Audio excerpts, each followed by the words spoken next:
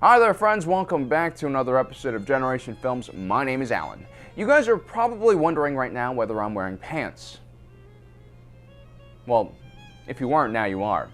Have you ever seen a film where you could predict everything that was going on?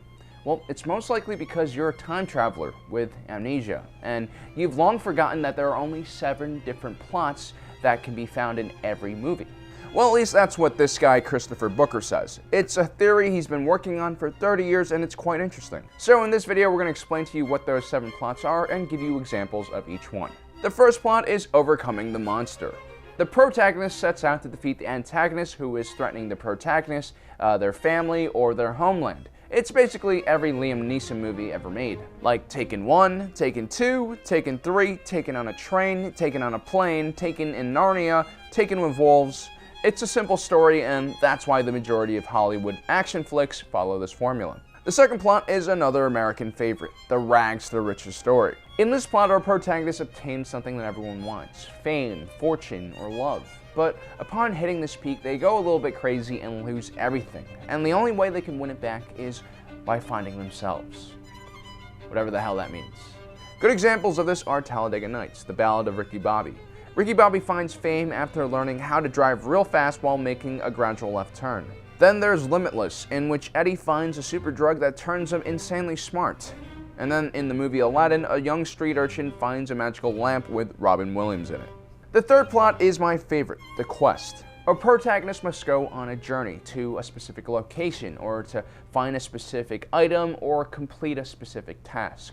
A good example of the quest is the Lord of Rings trilogy, where Frodo and company must destroy the One Ring, or Harold and Kumar go to White Castle, in which Harold and Kumar have to go to White Castle. And in The Secret Life of Walter Mitty, Walter must find Sean Penn's nose, which is actually hard to miss. And in Rogue One, A Star Wars Story, Jyn Erso must grab the plans for the Death Star. The fourth plot is similar to the quest. It's the voyage and return, otherwise known as the Odyssey. The protagonist must travel to some really strange and weird far-off land and encounter many different difficulties and overcome them so they can finally come back home. As mentioned before, the classic example of the story would be the Odyssey, in which Odysseus travels through a bunch of crazy islands fighting all sorts of mythical creatures before finally returning home. In The Hobbit, Bilbo goes there and back again, and survives the Battle of 5 Armies. In Alice in Wonderland, Alice goes on a bad LSD trip, but manages to find her way back to reality. And in The Wizard of Oz, Dorothy goes on a witch murdering spree in a magical land and manages to find her way back home before the authorities catch up to her. The fifth plot is comedy. It involves a funny and light-hearted protagonist who's involved in some kind of drama which continues to grow throughout the story and become more confusing and chaotic until it concludes in a nice ending.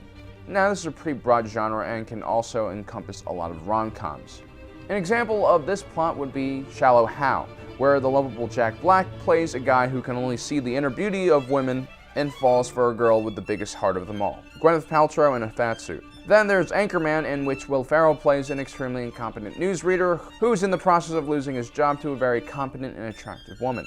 In Bowfinger, Steve Martin must film a movie without letting a famous actor know he's in it, and in Dr. Dolittle, Eddie Murphy can speak to animals. The sixth plot is the tragedy. The protagonist in this film is the hero, but he or she still has a major character flaw, which will be the end of them. A great example of this type of story is The Professional, in which the main character, Leon's main flaw was his preference for little girls. Just kidding, he was just an assassin. Another example would be Scarface. His weakness would be being too aggressive of a businessman, or maybe dipping too much into his own supplies. Wolf of Wall Street is another good example. In the film, Leonardo DiCaprio's character's weakness is midgets, or greed. I don't even know. The seventh and last plot is Rebirth. In this story, the protagonist encounters a major life event that makes him a better person. Like when British Ben finally becomes an American citizen, or in The Christmas Carol, where the Scrooge visits his past, present, and future and learns to be a nicer guy. So guys, there you have it. Those are the 7 plots according to Christopher Booker. I see some problems with these classifications, and I think there are a lot of overlapping themes. And to be honest, I tend to separate stories into 2 categories, ones that work and ones that don't work. But let me know what you think. Do you agree are there only 7 different plots in all the films? And if you do think there are only 7, which one of these plots is your life? I tend to think that my life is kind of like a constant voyage and return cycle. Talking about Voyage and Return, me and American Ben are going on a motorcycle trip to Vietnam, so hopefully we'll get some cool footage and maybe even film a video out there for you guys. Well guys, thanks for joining us today. My name is Alan, reminding you that life is a movie and you are the protagonist.